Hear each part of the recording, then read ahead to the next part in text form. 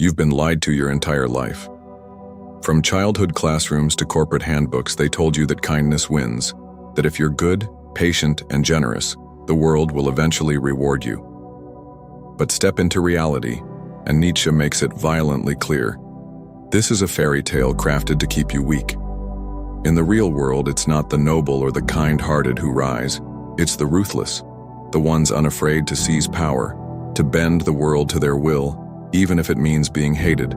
Nietzsche called this the will to power, the primal, unapologetic force driving the strongest individuals to dominate, not out of cruelty, but out of a burning refusal to be controlled. While you were taught to be agreeable, they were learning how to command. While you hesitated to offend, they learned to manipulate. And while you stayed silent to keep the peace, they spoke loudly and took what they wanted. This is not about being evil. It's about seeing through the illusion that morality always leads to victory. Nietzsche never said the ruthless were good. He said they were effective. And in a world that worships results over intention, effectiveness is king. Think about it. Who gets promoted? Who leads revolutions? Who shapes culture, politics, and empires? Not the timid, not the overly empathetic, but those willing to step into chaos and impose their order upon it. The masses are trained to be tame because tame people are easy to manage. But Nietzsche's dark truth shatters that illusion. He urges us to confront the raw, uncomfortable power dynamics that govern life. Behind every throne, there is a will to dominate. Behind every successful person, there is a moment they chose power over peace. You don't have to become cruel, but you must stop believing that playing nice guarantees survival. The world isn't fair, and it never will be. The sooner you embrace this, the less likely you are to be its victim. This is the beginning of a dangerous awakening, a path into Nietzsche's brutal landscape of power, truth, and self-overcoming. If you're ready to hear what most are too afraid to say, then stay with me. Because what comes next may not be comfortable, but it will change how you see everything. Nietzsche's concept of the will to power is more than just a thirst for control. It's the fundamental drive behind all life. Every creature, every human pushes to assert itself, to overcome obstacles and to expand influence. This drive doesn't care about traditional notions of good or evil. That's a human invention, a moral framework created by society to contain and limit the individual. Nietzsche exposes this framework as a mask, hiding the true nature of power struggles that play out beneath polite conversation and social norms. When ruthless people win, it's because they've accepted this truth and rejected the comfortable illusions that bind most of us. They don't ask permission to rise or seek approval from the herd. Instead, they create their own rules and live by their own code, which often means stepping on others or breaking conventions that protect the weak. In this light, power becomes immoral, neither good nor bad. It simply is. The moralizing lens that judges ambition as greed or domination as cruelty blinds us to the real game being played. Nietzsche warns us that clinging to outdated moral values is a form of weakness, a denial of life's true nature. This is why so many gifted, talented people never reach their potential. They are shackled by guilt, by fear of judgment, and by the need to be liked. Meanwhile, the ruthless move ahead, propelled by a fierce will that rejects these chains. To understand why ruthless people win, you must understand that power is a natural force, like gravity or fire, neutral in itself but devastating when ignored or misunderstood. Those who deny it suffer. Those who harness it thrive.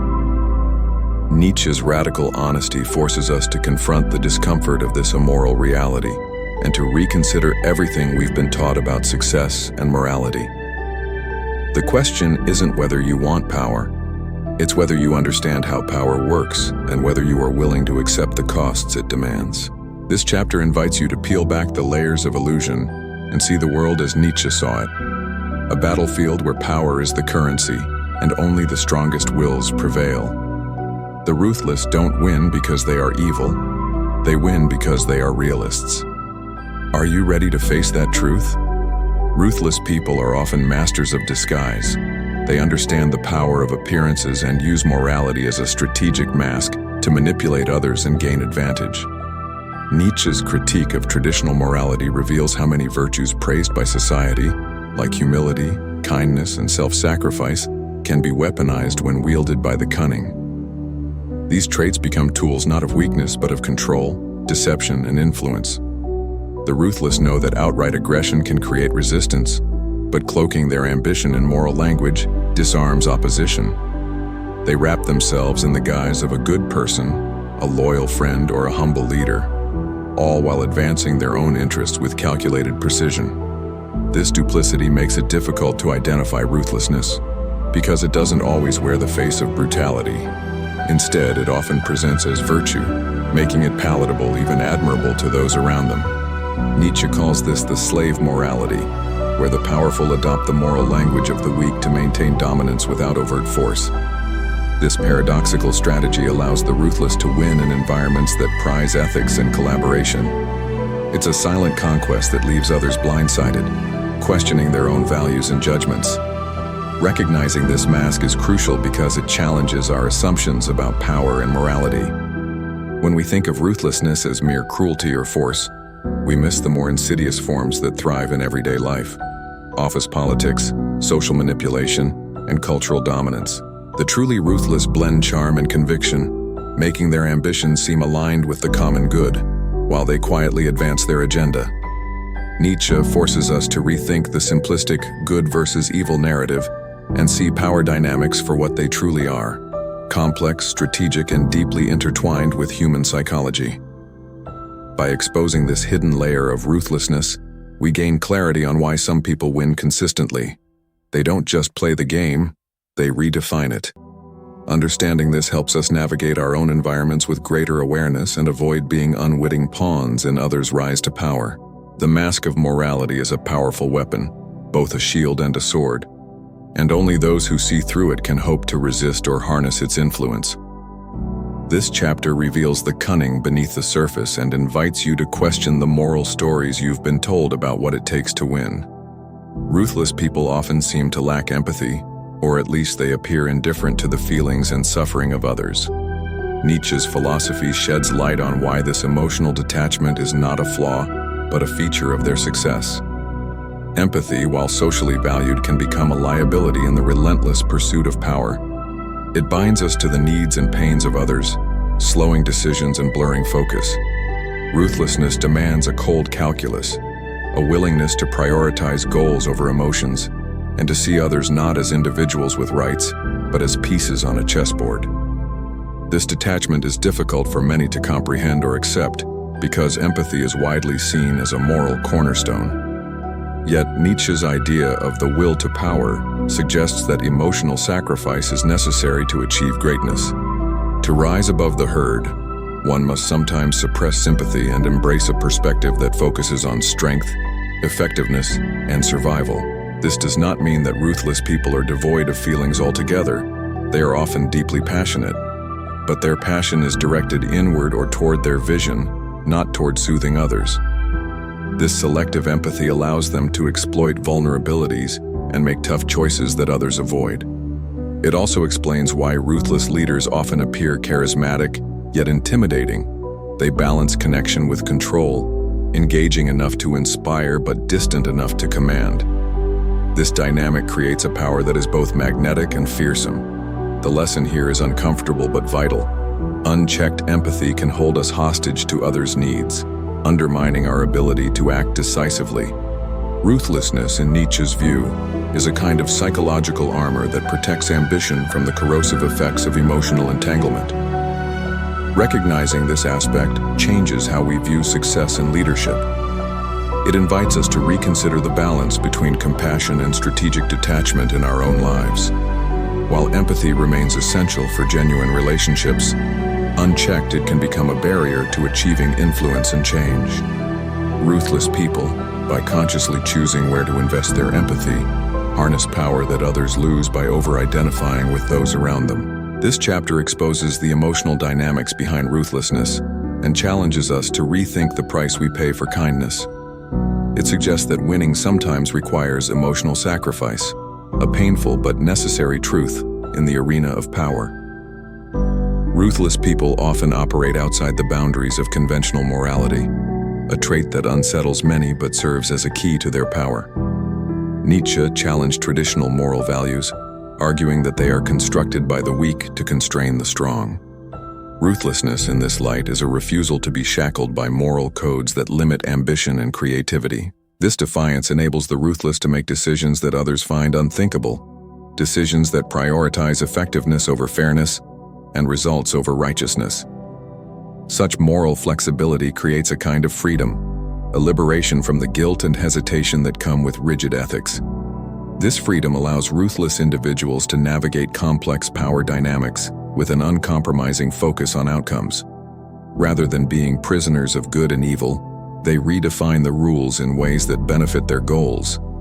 Nietzsche's concept of the Übermensch or overman reflects this ideal, a figure who creates their own values and lives beyond traditional moral constraints. The ruthless person embodies this spirit by embracing pragmatism and often cold-hearted realism, seeing morality as a tool to be used or discarded as needed.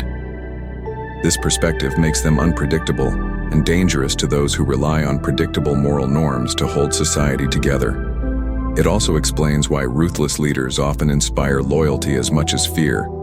They are seen as visionaries willing to do what others cannot. While society may condemn ruthlessness, it simultaneously rewards its outcomes: wealth, influence, and control. This contradiction reveals a fundamental tension between public morality and private ambition. For anyone seeking power, understanding this tension is crucial. To succeed, one must learn when to conform and when to break moral rules, recognizing that ethical rigidity can be a trap. Ruthlessness, then, is not necessarily about being immoral, but about transcending morality when necessary. This chapter forces us to confront uncomfortable truths about the nature of power and ethics. It challenges us to rethink our assumptions about right and wrong in the context of leadership and success. Fear is a weapon ruthless people wield expertly to maintain and expand their power. Nietzsche understood fear as a primal force that governs human behavior, often more powerful than love or loyalty. Ruthless individuals harness fear not by brute force alone, but through psychological manipulation and strategic intimidation. They recognize that fear creates compliance and obedience without constant enforcement. This control through fear is subtle yet pervasive, seeping into relationships, workplaces, and political arenas. Ruthless people cultivate an aura of unpredictability and decisiveness that keeps others off balance and unsure of their standing.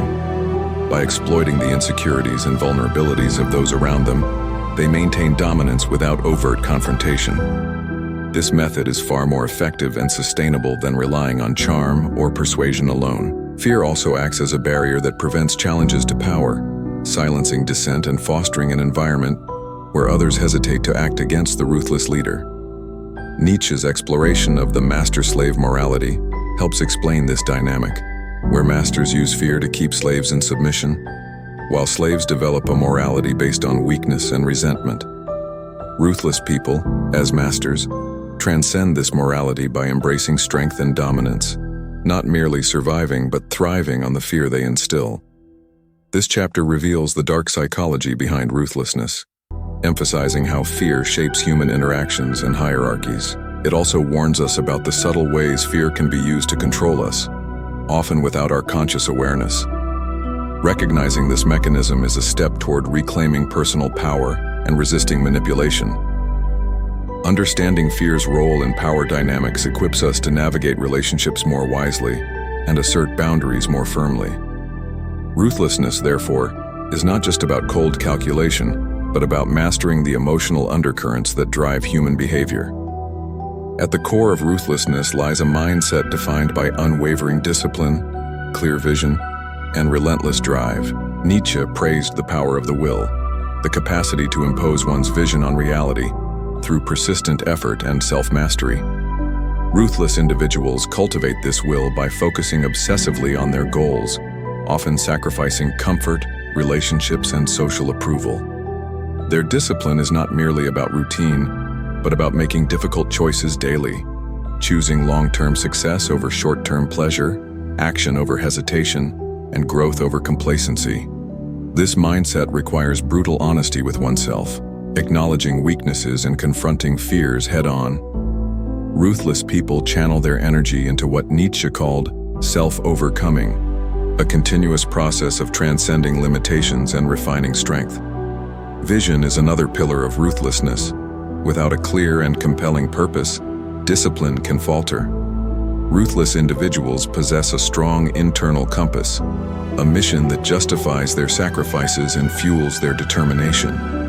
This vision is often grand, disruptive, and unapologetic, designed to challenge existing norms and claim new territory. The relentless drive they exhibit is not reckless impulsiveness but a calculated persistence that outlasts obstacles and critics. This mental toughness allows them to withstand criticism, failure, and opposition with resilience. They understand that setbacks are part of the journey, using them as fuel rather than reasons to quit. Nietzsche's celebration of the will to power illuminates this mindset as an expression of life-affirming strength and creativity. It is this blend of discipline, vision, and drive that separates the ruthless from the ordinary and explains their capacity to win in competitive environments. This chapter explores the psychological architecture behind ruthlessness, offering insight into how mindset shapes outcomes. It encourages us to reflect on our own discipline and vision, recognizing that power often belongs to those who endure and persist with relentless focus. While ruthlessness often carries a cold, harsh reputation, many of the most powerful individuals learn to balance it with empathy, though not in the sentimental or weak sense we often imagine. Nietzsche's philosophy doesn't reject compassion outright. Instead, it calls for a revaluation of all values, including how empathy is wielded. Ruthlessness combined with strategic empathy becomes a potent force. Understanding others' desires, fears, and motivations allows the ruthless to anticipate moves, influence people, and manipulate outcomes effectively. This calculated empathy is not about kindness, but about reading the emotional landscape with precision to maintain control and advance one's agenda. Ruthless leaders can appear charismatic because they know how to tap into emotions without being overwhelmed by them. They avoid the pitfalls of sentimental empathy that clouds judgment or causes hesitation. Instead, they practice what might be called instrumental empathy, using emotional insight as a tool rather than a limitation. This balance enables them to build alliances, avoid unnecessary conflicts, and exploit weaknesses without alienating allies. It also creates a paradox where ruthless individuals are simultaneously feared and admired, respected and resented. Nietzsche's critique of traditional morality helps explain why this tension exists. Society values empathy but punishes ruthlessness, even though power often requires both. This chapter challenges us to rethink empathy not as a pure virtue but as a skill that can empower or weaken, depending on how it is applied. It invites us to reflect on how we use our emotional intelligence in personal and professional life, suggesting that true power involves mastering both the head and the heart. Understanding this nuanced relationship helps us navigate social complexities and build more effective strategies for influence and leadership. Ruthlessness and empathy, when combined wisely, become complementary forces rather than opposing ones. Despite its advantages, ruthlessness exacts a heavy price. Sacrifice and isolation are often unavoidable companions on the path to power. Nietzsche understood that great power demands great cost, warning that the will to power could lead to loneliness and estrangement. Ruthless people may win battles and climb ladders, but they frequently pay with fractured relationships and alienation from others. Their relentless pursuit of goals can breed mistrust and fear, making genuine connection difficult. Others may admire their strength but hesitate to get close, wary of being used or discarded. This isolation can become a source of vulnerability if not managed carefully. Moreover, ruthless individuals often sacrifice their own emotional well-being, suppressing doubts, guilt, or empathy that might otherwise serve as a brake. This internal tension can manifest as stress, anxiety, or a sense of emptiness. Nietzsche's concept of the lonely creator captures this dynamic. Those who transcend conventional values must often walk a solitary path, yet many ruthless people accept this cost as necessary for achieving greatness. They find meaning in their achievements, viewing sacrifice as a price worth paying. This chapter exposes the often unseen shadows of ruthlessness, reminding us that power is not without its burdens. It encourages reflection on what we are willing to sacrifice for success and whether the rewards justify the costs. Understanding these sacrifices helps us approach ruthlessness with greater awareness and caution. It also offers insight into the emotional complexity behind the mask of power,